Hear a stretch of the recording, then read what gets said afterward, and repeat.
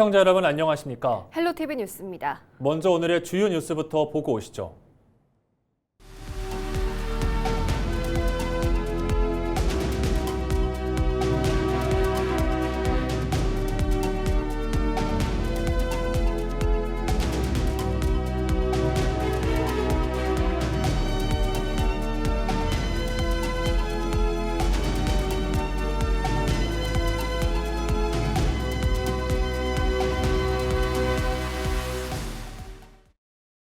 지난 주말 충남 지역에서 사건 사고가 잇따랐습니다. 천안에선 10대가 40대 부모를 흉기로 찌르는 사건이 발생했는데요. 자세한 소식 취재기자 연결해 들어봅니다. 정호석 기자, 믿기 힘든 사건이 발생했습니다. 자녀가 부모에게 흉기를 휘두른 건데요. 사건 경위는 어떻게 됩니까? 네, 먼저 부모를 흉기로 찌른 A군은 10대 외국인 대학생입니다. A군은 지난 23일 새벽 1시 10분쯤 천안시 동남구의 한 아파트에서 아버지와 어머니를 흉기로 찌른 혐의를 받고 있습니다. 병원에 옮겨진 친부는 수술을 받던 중 결국 숨졌으며 친모는 수술을 받았지만 현재 중태인 것으로 알려졌습니다. A군은 범행 직후 자진 신고했으며 경찰은 A군을 현행범으로 체포했습니다. A군은 경찰 조사에서 부모님이 사업 문제로 다퉈 말리던 중 범행을 저질렀다고 진술한 것으로 전해졌습니다. 경찰은 A군에 대한 구속영장을 신청하고 목격자인 친형 등을 상대로 자세한 범행 동기를 조사하고 있습니다. 홍성에선 배수로에 빠진 차량을 꺼내려다 물에 빠져 떠내려간 60대 남성 B씨가 숨진 채 발견됐습니다. 지난 20일 오후 4시쯤 홍성군 금마면의 한 도로에서 B씨가 몰던 승용차 한 대가 도로변 배수로에 빠졌습니다. 차에서 내린 B씨는 빠진 차량을 빼내려 시도하던 중 갑자기 물에 빠져 그대로 떠내려갔는데요. 경찰과 소방당국은 약 4시간 50분 뒤 사고 지점으로부터 850m 떨어진 개울에서 숨진 상태의 B씨를 발견했습니다.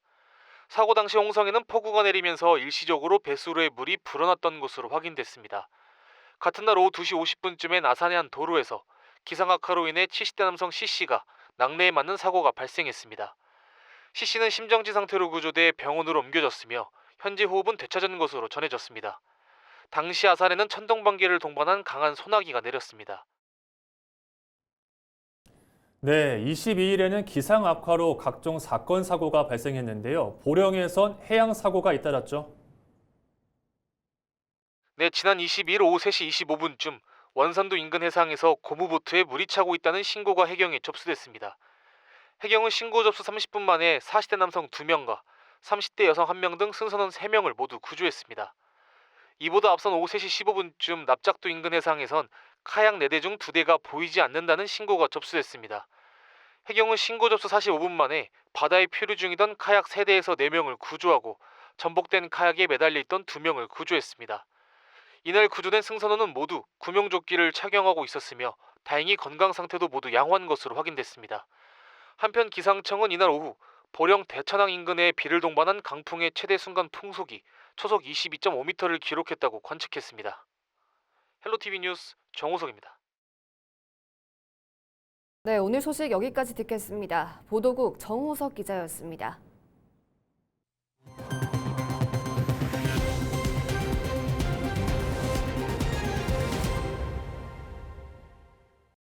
여름 더위가 한풀 꺾인다는 처서가 지났지만 전국 대부분 지역에 폭염특보가 발효돼 무더위와 열대야가 이어지고 있습니다.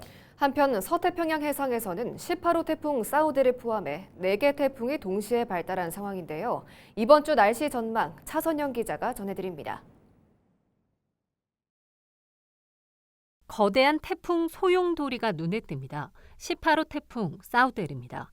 19호 나라, 20호 개나리, 그리고 21호 아싸니까지 뜨겁게 달아오른 바다 위에서 태풍 4개가 한꺼번에 자리 잡은 겁니다.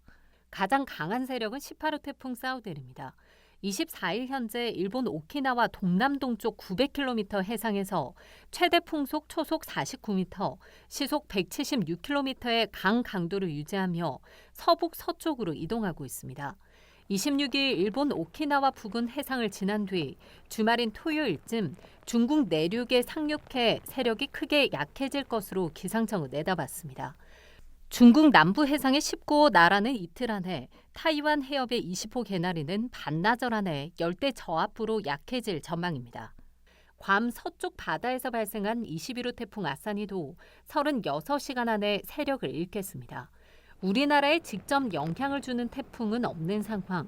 다만 태풍들이 북태평양 고기압을 우리나라 쪽으로 밀어올리면서 덥고 습한 공기가 계속 들어올 것으로 보입니다. 이에 따라 이번 주 내내 낮 기온은 30도 안팎, 습도가 높아 체감 온도는 33도를 웃도는 곳이 많겠고 밤사이 열대야도 이어질 전망입니다. 우리나라는 고온 다습한 공기가 북태평양 고기압 가장자리를 따라 유입되고 있습니다.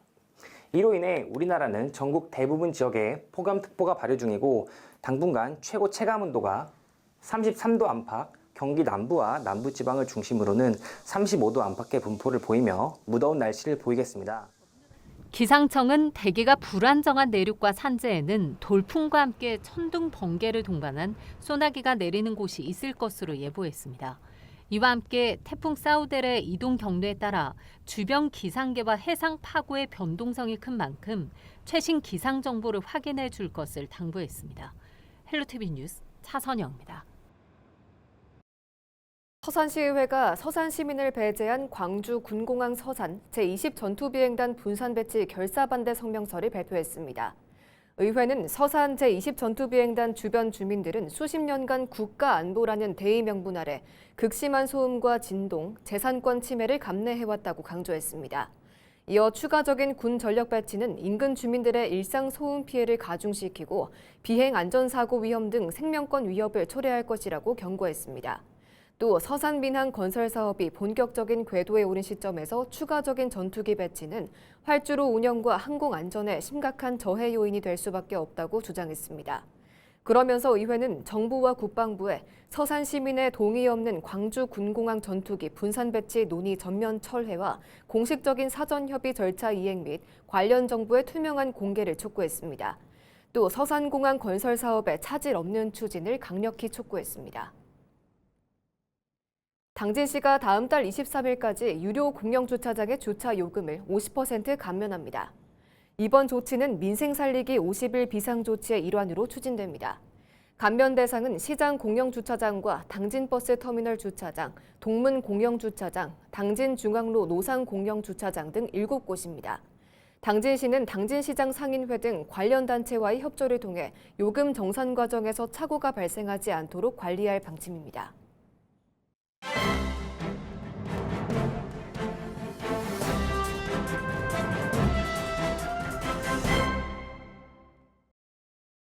굿모닝 충청 기사입니다. 이완섭 시장이 자신의 페이스북에 광주 군공항의 서산 분산 배치는 서산 민항과 함께 가는 길이어야 합니다라는 제목의 글을 올렸습니다.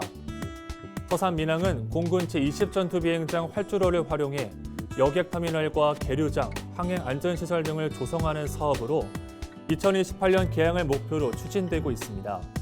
이런 가운데 최근 정부가 호남권 반도체 클러스터 조성을 위해 2028년 중순까지 광주의 군공항 기능을 서산 등 다른 군공항으로 임시 분산 배치하는 방안을 추진하면서 새로운 변수가 등장했습니다. 이에 대해 이 시장은 제20 전투비행장에 추가적인 군 항공전력이 배치될 경우 기존의 군 작전뿐 아니라 앞으로 개항할 민항과 함께 활주로와 관련 시설을 사용해야 한다며 사전에 면밀한 검토가 반드시 필요하다고 주장했습니다. 이 시장은 서산 민항은 단순히 서산만의 공항이 아니라 충남의 하늘길을 열고 지역균형 발전을 앞당길 도민의 오랜 수건이라고 강조했습니다. 그러면서 정부를 향해 광주 군공항의 전력의 서산 분산 배치가 불가피하다면 서산 민항도 차질 없이 2028년 개항할 수 있도록 국가 정책 차원에서 추진해야 한다고 촉구했습니다. 지금까지 신문브리핑이었습니다. 당진시가 지역 국회의원과 손잡고 주요 현안 사업 추진에 속도를 낼 방침입니다. 당진시는 지난 21일 시청에서 어기고 국회의원과 간담회를 열고 정부 예산 확보 방안을 논의했습니다. 이 자리에는 김기재 당진시장을 비롯한 간부 공무원들이 참석해 특별교부세 추가 확보와 경찰 수련원 신축, 당진세무서 승격 등 15개 주요 사업 추진에 힘을 모으기로 했습니다. 당진시는 앞으로 정부 부처 방문과 국회 대응을 통해 현안 해결과 예산 확보에 행정력을 집중할 방침입니다.